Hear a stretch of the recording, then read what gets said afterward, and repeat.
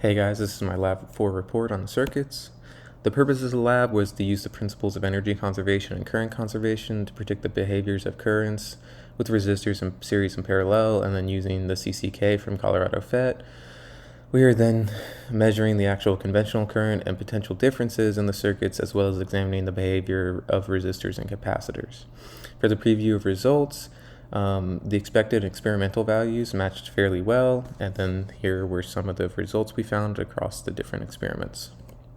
So the principles used in this were obviously conservation of energy and current conservation, capacitance, resistors in parallel, resistors in series, Ohm's law, the loop rule, the node rule, and then time dependence in RC circuits.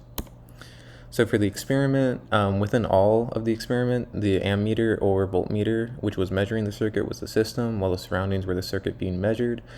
And then for the initial conditions, this varied between circuit to circuit and was based on prior knowledge of how the circuit was constructed, such as the voltage of the batteries or level of resistors.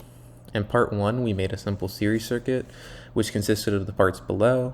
We predicted that it would have a current of 0.02 amps from the calculation shown to the right, and the computational model predicted the same value.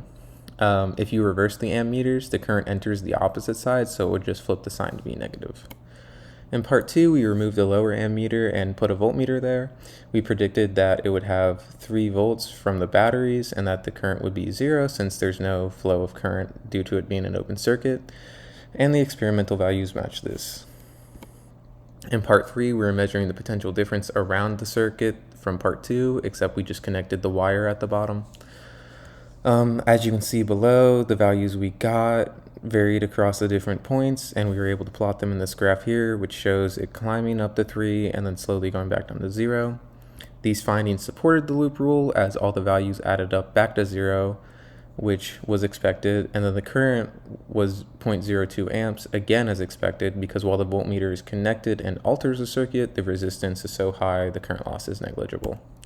In part 4, we reconstructed the circuit to be a parallel circuit, and we saw that the current increased, and this is due to the fact that some of the current didn't run into the 100 ohm resistor and instead encounters the ammeter with 0 resistance.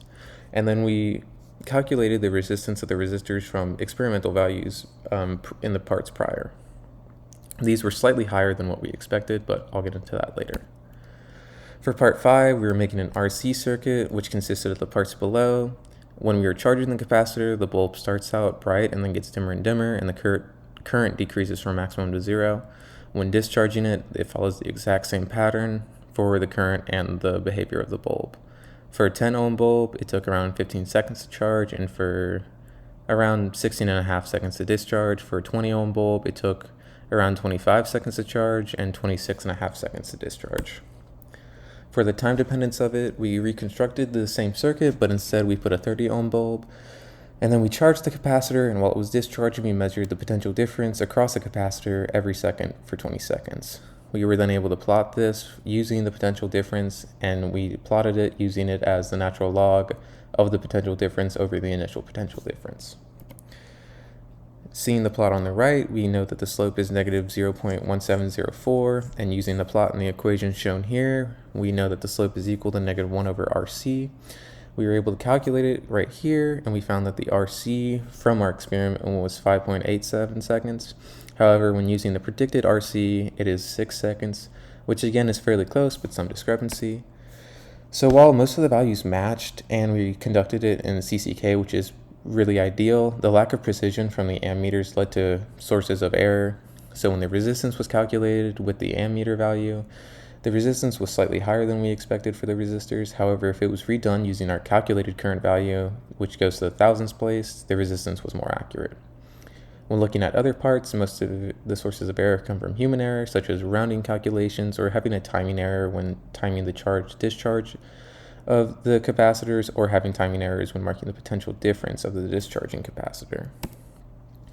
If this lab had been done in real life in the actual ammeter, the ammeter has a non-zero resistance and thus would have contributed and decreased the current reading we got.